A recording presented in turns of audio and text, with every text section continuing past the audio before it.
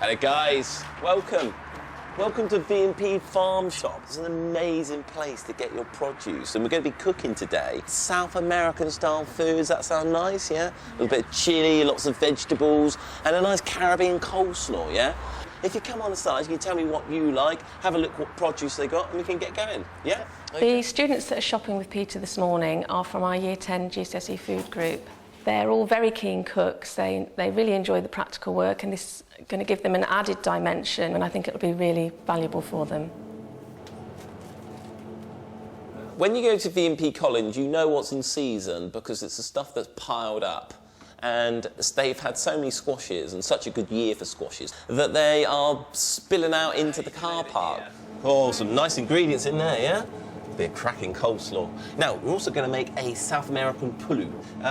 Look what I've got here. Anybody know what this is? Squash. A squash. Watch out, girls, this is very heavy stuff. Okay, right, let's get going then. The whole idea of today was that really the dish for 2 portions cost £1, 50p per person. So for a family of 4, preparing it yourself, shopping carefully, £2. Well, thank you very much, Caroline. Can't wait to start cooking, hey? I think it's really important that they know where their food comes from, and certainly that they have an awareness of which foods are grown in this country and which foods have to be transported from around the world. And then obviously that ties in with the environmental issues that we're trying to get over. We've got our vegetables now, so we need all of the dry ingredients for our South American pulu, yeah? And look at this. I call it the pick and mix of dried fruits and spices, yeah? Cashew nuts, that would be nice, wouldn't it? Yeah.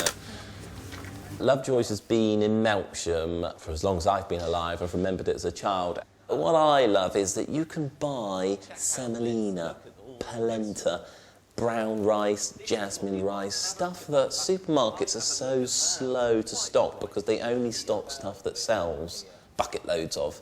What's that smell of? What does it remind you of? Do you like it? Yeah, I do. Yeah, a little smell of that. Does that remind you of eating licorice sweets? Yeah, that's what's called aniseed, yeah? And that's exactly how it looks and grows. There you go, I'll get the door for you. There you go.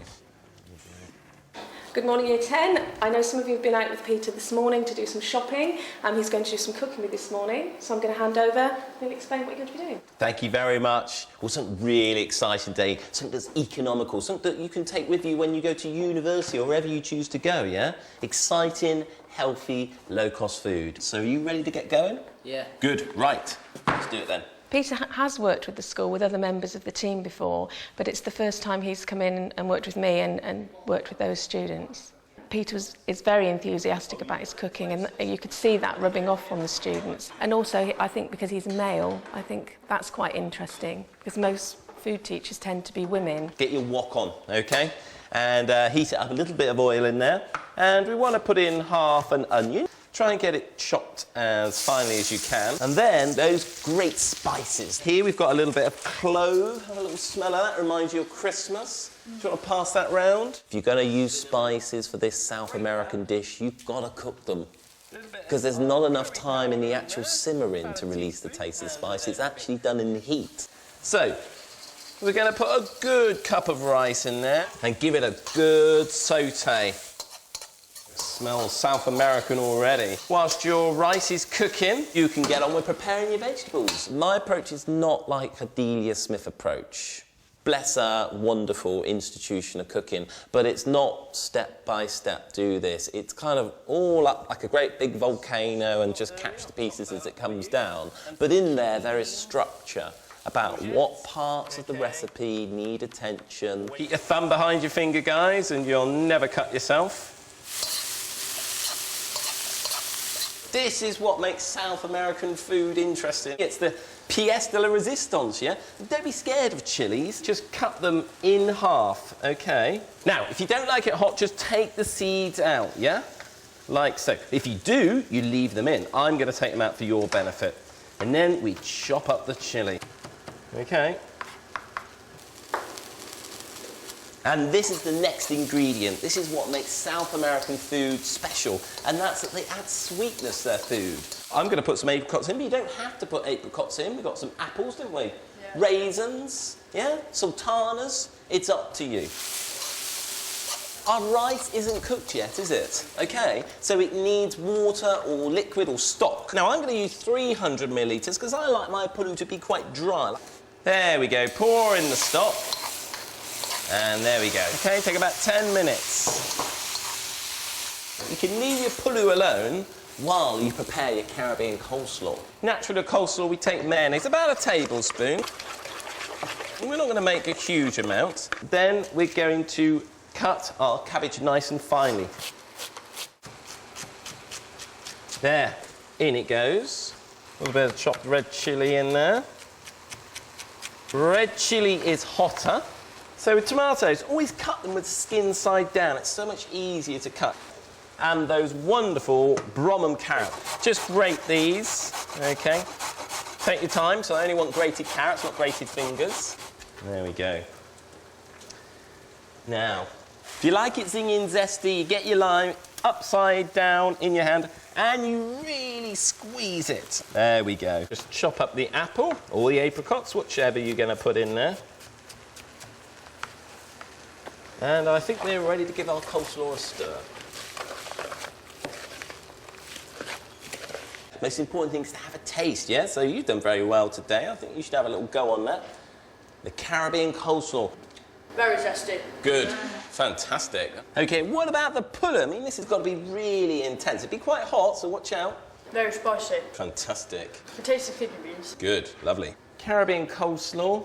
Go on a little plate like that. And the pulu, well, that's not actually finished yet. But what you do to that is you take some pumpkin seeds, cashew nuts, and then you take a squeeze of lemon, squeeze that all over, and a wonderful herb, coriander. Just tear it over, chop it, whichever suits you best.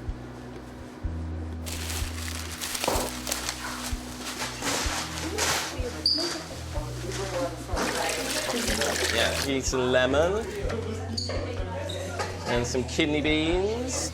All right, good. I think you've got quite a bit there, haven't you? Now, what about you girls? Some students had clearly concentrated very closely on the demonstration and almost didn't need the written instructions. You know, they'd followed it and they knew exactly what they had to do, and they sorted out the jobs and shared them out. Whereas there were others that were reading the recipe and having to follow it much more closely. Go on, go on. Yes, there we go. Wonderful to smell and see this because there's so many different smells and textures already appearing from different groups. That's the beauty of cooking. Your pan needs to be a bit hotter, I can tell. I'm not smelling enough lovely scents from yours.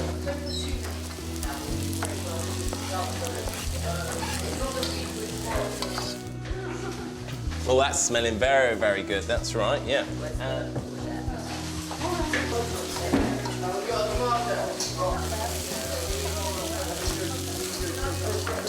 Don't be scared to put lots of spices in this, guys. This is all about being experimental.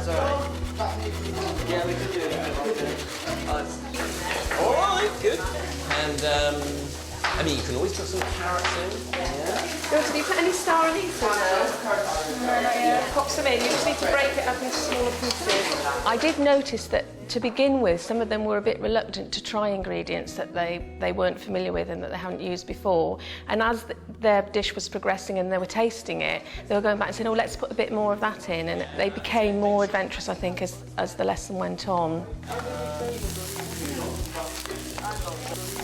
That's looking very good, guys. How's yours going to be different, though? I want to know what's different about it.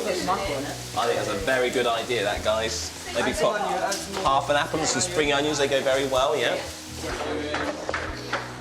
I put a bit more cabbage in because when he made his, I didn't think there was as much cabbage as there should have been. I didn't really taste it, and I didn't really taste the apple either. I put a few more tomatoes in. Ready to go? Now, you guys, you've had a good idea. You want to put some more cabbage in your pulu, and I want to show you how people throw away the outside of these cabbage leaves, yeah? Just make sure they're clean. basically, these can go in. They're a bit like making a cigar. Not that any of you should have been doing that, but this is how they did it. They roll up the leaf really tightly, like so. And then you take your knife and just chop, just like I showed you, thumb out of the way, and you can get your cabbage beautiful and as fine, okay, as the stuff you'd get in the middle. It needs sorting out and finishing though. Are you pleased with the texture? Yeah. Good, okay. Let's have a little taste of that. Delicious. You need a little bit of chilli. You're not chilli girls, are you? A little bit of chilli in there, some lemon juice, and that will be a winner. Good, well done. Now, this was Peruvian cooking we were doing, South American, and it needs passion, it needs excitement. It's got to sort of hit your palate, and you get that from intense cooking and liberal use of spices. I'm not really keen on chilli, but we put it in with other people as well. Turn off the heat, that will actually thicken up quite happily.